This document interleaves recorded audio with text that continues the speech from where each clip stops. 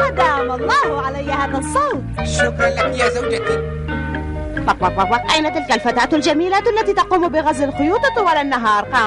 تقصدين ندى الصباح؟ أرسلتها زوجة أبيها لجمع الحطب. كم هي نشيطة ودؤوبة وطيبة القلب. وماذا تفعل تلك الفتاة القبيحة التي تقضي وقتها في اللهو؟ تقصدين رشيقة؟ الجو بارد لذلك لن تخرج من البيت.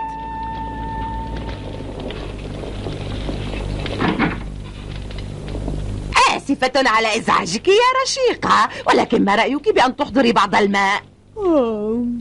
ألا ترغبين بكوب من الشاي اللذيذ؟ طبعا أرغب. لم تملأ ندى الصباح جرة الماء قبل ذهابها إلى الغابة. لن أتهاون في عقابها عندما تعود. هيا يا رشيقة، أرجوك. لن أجلب الماء، أحضريه بنفسك يا أمي. كان علي أن أدرك ذلك. حضرت المرأة البغيضة. اغرب عن وجهي. تعال. قيلها من امرأة. إنها امرأة سيئة.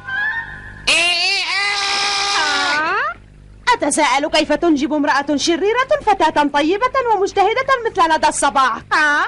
ماذا؟ إلى الآن لا تعرفين الحقيقة؟ أعرف ماذا؟ هي الابنة الوحيدة لتلك الشريرة. أما ندى الصباح فهي ابنة المرحومة زوجة صاحب المزرعة. عرفت الآن لماذا تضطهدها. يبدو أنها تثلج. ما رأيك بأن ندخل إلى الخم؟ يا لسوء حظ ندى الصباح، كيف تجمع الحطب في هذا الجو؟ ندى الصباح فتاة جميلة وطيبة القلب. ماتت أمها فتزوج أبوها، ثم مات وتركها وحيدة لامرأة شريرة تكلف ندى الصباح بأقسى الأعمال المنزلية، وتبقى مع ابنتها أمام الموقد لا عمل لهما سوى إصدار الأوامر. بدأ الثلج بالتساقط ولا أدري ماذا أفعل. حسنا، سأعود الآن.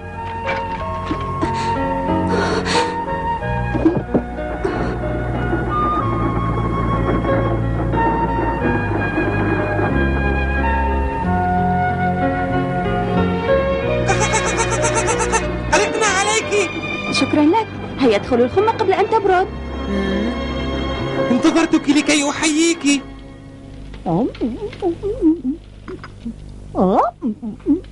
لذيذ. وضعت الحطب في السقيفة يا خالة. لم يتبقى أمامك سوى غزل الخيوط، وهذا عمل بسيط. والآن عليك أن تعودي إلى عملك بسرعة. ولكن أريد بعض الشاي. لماذا تقفين مجدوهة كالبلهاء؟ أظنك ستقولين أريد ترك غزل الخيوط. شاي لذيذ.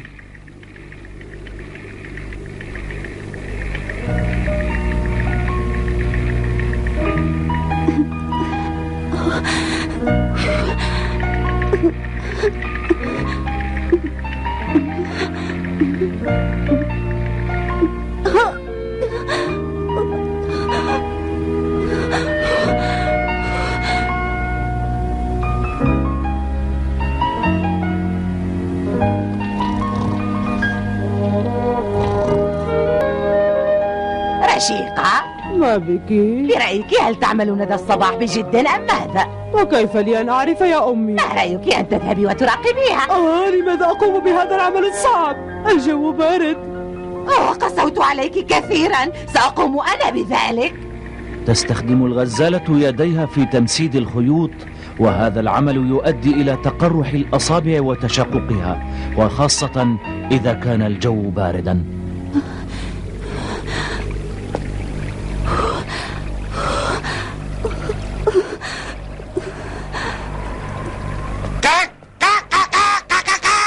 ما زلت تتقاعصين في عملك يا مهملة؟ لست مهملة في عملي أبدا.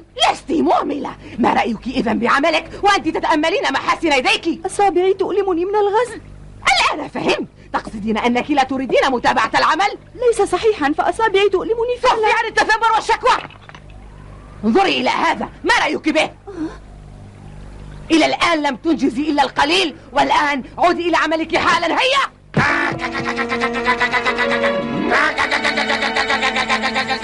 أغرب تبلك. أيتها الشريرة، يا لها من امرأة متسلطة. دعك منها. ماذا وجدت؟ كانت تضيع الوقت. قلت لك إنها كسولة وقبيحة. هذا صحيح، أنت أنشط منها بكثير.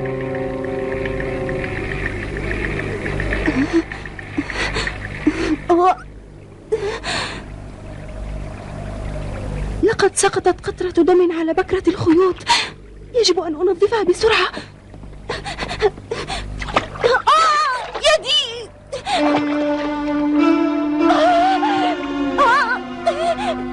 البكرة تغوص في الماء بسرعة.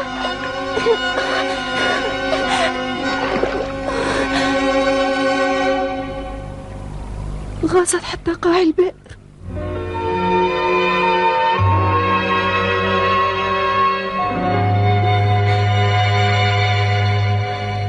رميت البكرة في البئر عمدا؟ صدقا لم أقصد، أرجوك سامحيني. لن أسامحك. هيا أخرجيها حالا. ولكنها غاصت إلى قاع البئر. لا شأن لي، أنت التي رميت البكرة في البئر، وعليك أن تخرجيها بنفسك. يجب أن تلاقي نتيجة عملك. أختي، هذا جزاء عملك.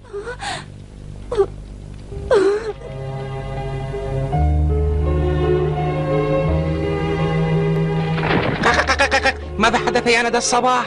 أرجوك ساعدني يا سيد ديك، بأي طريقة أخرج البكرة من البئر. أعتقد أنه لا توجد طريقة لإخراج البكرة. يا رب، دلني على طريقة مناسبة.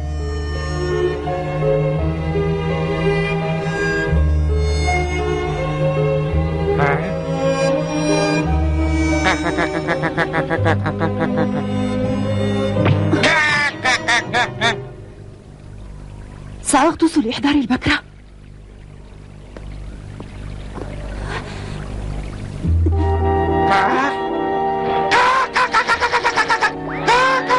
ماذا ستفعلين؟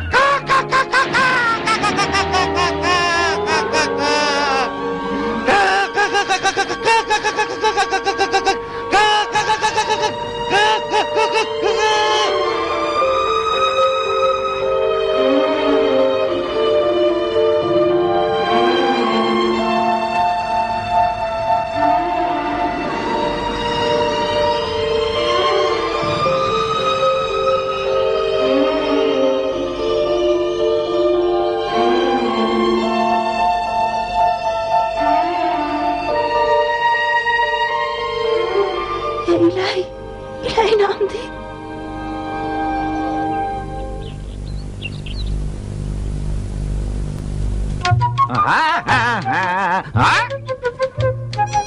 ما زلت نائمة إلى الآن؟ من السخف أن تنامي في نهار مشمس وجميل كهذا النهار. استيقظي يا أنسة. ما الذي أراه؟ أرنب يرتدي ثياب؟ ما الغرابة في الأمر؟ إنني مدعون إلى حفلة فارتديت ثياب ابن صاحب المزرعة. ألا تناسبني؟ ولكن أين أنا يا سيد أرنب؟ أنت في أرض الجدة الطيبة، وهي متصلة بأرضكم عبر بئر ينتهي بفتحة هوائية، ولا بد أنك صرت عن طريقها هنا. لقد خفت كثيرا من عقاب خالتي فهي متسلطة، لذلك غطست في البئر لأبحث عن البكرة. أخبرني كيف أستعيد البكرة يا سيد أرنب؟ وجدها أحد المزارعين وأعطاها للجدة الطيبة. لقد تأخرت كثيرا عن موعدي. أراك لاحقا يا أنسة. انتظر حتى تفضل تجيبني عن سؤال آخر. أي طريق أسلكه للوصول إلى في الجدة؟ العادة أنا أذهب من هنا. ولماذا؟ لأنني ذاهب من تلك الطريق. وهل هي الطريق الوحيدة؟ طبعا، يبدو أنك لا تعرفين شيئا يا أنسة. عليك أن تمشي وتسكتي. آسفة. حسنا، علي أن أسرع الآن. علي أن أسرع أنا أيضا.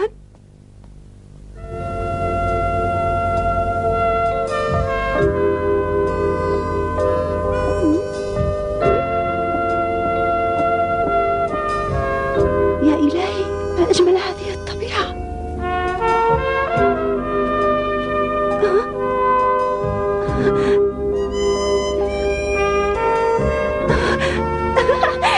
لقد وصلت.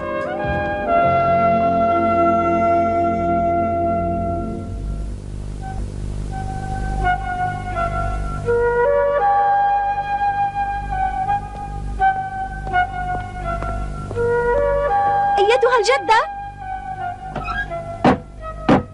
أيتها الجدة الطيبة، أرجو أن تفتحي الباب، أنا عابرة السبيل واسمي ندى الصباح. يبدو أن الجدة ليست هنا. أهلا. انتظري يا ندى الصباح، أنا لم أسبب لك أي أذى حتى تهربي من الجدة الطيبة. ولكنني ما توقعت أن تكوني على هذا الشكل. يجب أن لا تحكمي على الناس من خلال وجوههم وأجسامهم، أليس كذلك؟ ولكنك تشبهين خالتي الشريرة. إذا كنت أشبه خالتك هل أكون شريرة مثلها؟ دعينا من هذا الآن. بإمكانك أن تبقي عندي بعض الوقت، وإذا أحببت مساعدتي سأقدم لك أجرا مقابل ذلك. أنا موافقة على العمل يا جدة، وسيكون أسهل من العمل الذي كنت تقومين به في المنزل. تفضلي، ستساعدينني في بعض الأعمال. عليك أولا تهوية الفراش على الشرفة، فهو بحاجة إلى التهوية والشمس كي لا يصيبه العفن. لنبدأ الآن يا جدة. على الرحب والسعة. إلى العمل.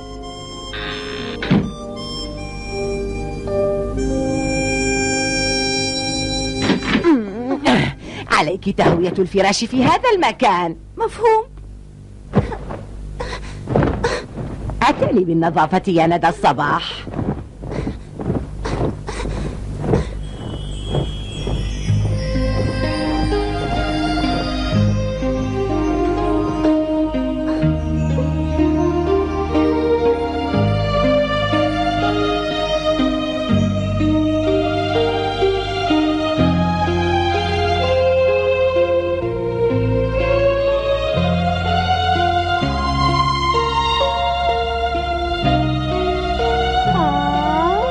عزيزتي ندى الصباح، لقد طال غيابك. الثلج يتساقط. لندخل قبل أن تصاب حنجرتك بالبرد. كان الزوجان السعيدان الديك والدجاجة حزينين على فراق ندى الصباح، وكانا قلقين على مصيرها، ولم يعلما بأنها تقيم بأمان عند الجدة وتعمل بنشاط كعادتها.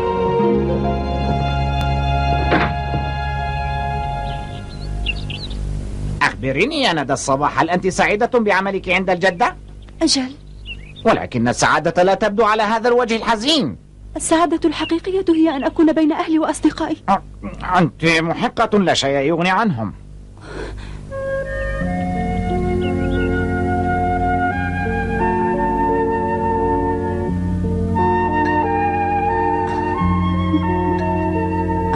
أعجبك الطعام؟ أجل، إنه لذيذ. ولكنك لا تبدين سعيدة يا صغيرتي. أبدا أبدا، فطعامك لم أتذوق مثلا له طوال حياتي. أنت لطيفة جدا.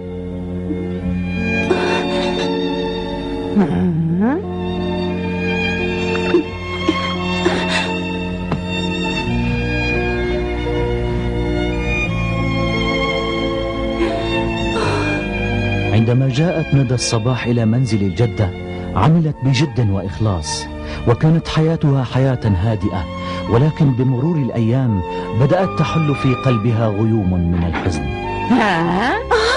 سأنظفها حالا. أريدك أن ترتاحي من أعمال المنزل في هذا اليوم. آسفة أيتها الجدة، فلقد سهوت قليلا. لا تقلقي يا صغيرتي، أنا لست غاضبة منك، لأنني أعلم تماما أنك تقومين بعملك بإخلاص. أيتها الجدة الطيبة. نعم يا ابنتي. أود أن أخبرك بأنني أرغب في العودة إلى منزلي. إذن هذا هو سبب حزنك؟ أخبرك بصدق أنني لم أحس بسعادة وحنان حقيقيين إلا في منزلك، ولكنني اشتقت إلى أهلي وأصدقائي. ولكنك أخبرتني أن خالتك وابنتها تعاملانك بقسوة. رغم ذلك أنا اشتقت إلى منزلي. فهمت. أحترم مشاعرك النبيلة التي تتعلق بالوطن والأهل، والآن يمكنك العودة متى شئت، وللتعبير عن احترامي وتقديري لك سأرافقك إلى منتصف الطريق.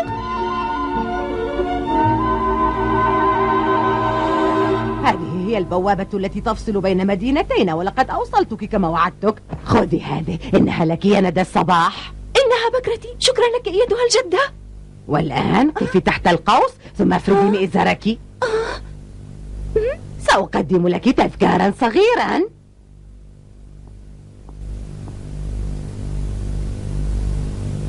أغمضي عينيك. أعجبت الجدة بأخلاق ندى الصباح، فأرادت أن تكافئها فأعطتها عقدا ذهبيا وكثيرا من القطع النقدية الذهبية، مما جعلها تعجز عن حملها. أتمنى لك السعادة يا ابنتي. ترك لقاء ندى بهذه الجدة أثرا طيبا في نفسها، وكان دافعا جديدا لها في الحياة.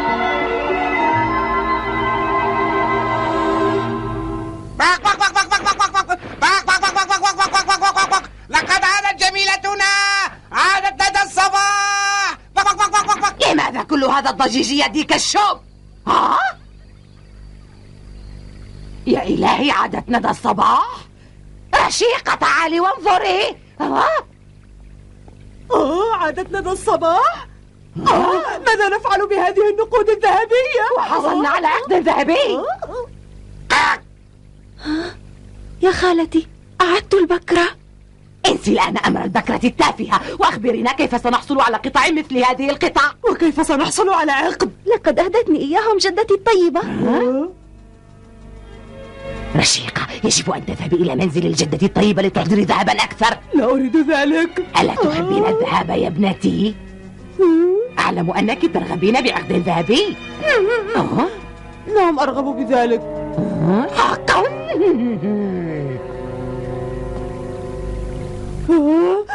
علينا أن نضع بعض الدم على البكرة. دم؟ طبعا. لا لا لا، مستحيل. إذا كنت ترغبين بالذهب والعقد، عليك أن تغرزي هذه الشوكة في إصبعك. سنلوث هذه البكرة بالدم ثم نرميها في البئر. غوصي وراءها. مستحيل، الماء بارد. ما هذا الكلام التافه يا رشيقة؟ لا أرغب بالذهاب، اذهبي أنت.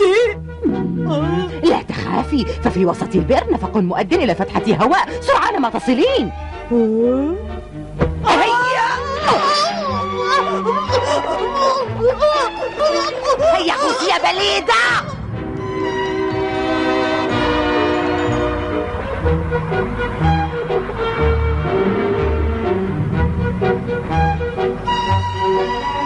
تمكنت البليدة رشيقة من الغوص في البئر، ثم جرفها التيار باتجاه النفق المؤدي إلى الفتحة الهوائية، ووصلت إلى منزل الجدة. وعلمت رشيقة من ندى الصباح أن وجه الجدة ليس جميلا، فأظهرت أنها تحب الجدة وابتسمت، ثم أقحمت نفسها بكل هدوء لتعمل في منزل الجدة.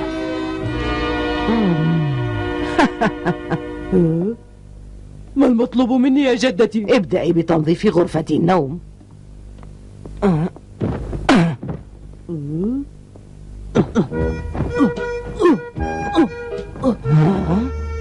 رشيقة تعمل طمعا بالذهب، وهذا ما أدركته الجدة فور لقائها بها. تعال كثيرا منذ أن رحلت رشيقة. لو كانت هنا لرأيتها بقرب الموقد.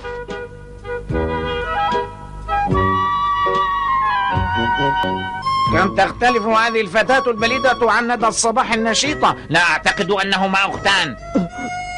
إلى متى سيستمر هذا العمل؟ بإمكانك أن تعودي إلى أمك يا رشيقة. سأعود، ولكن ألن تعطيني الهدية أولا؟ طبعا سأعطيك. قبل أن تذهبي علي أن أعيد إليك البكرة التي سقطت في البئر. والآن سأقدم لك مفاجأتي. هيا افردي مئزرك. أنا جاهزة. أغمضي عينيك. وعقد أيضا.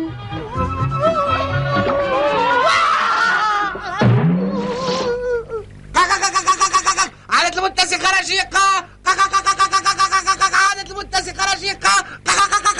عادت المتسخة رشيقة. عادت المتسخة رشيقة. العنك ابنتي.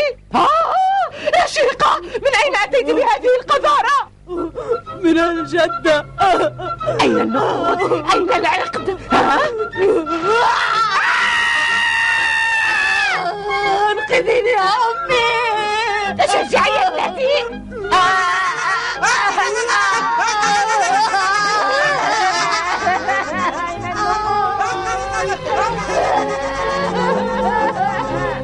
وهكذا رأيتم أن القذارة علقت برشيقة ووالدتها، ولا بد أنكم تأكدتم الآن أن الجزاء يناسب العمل.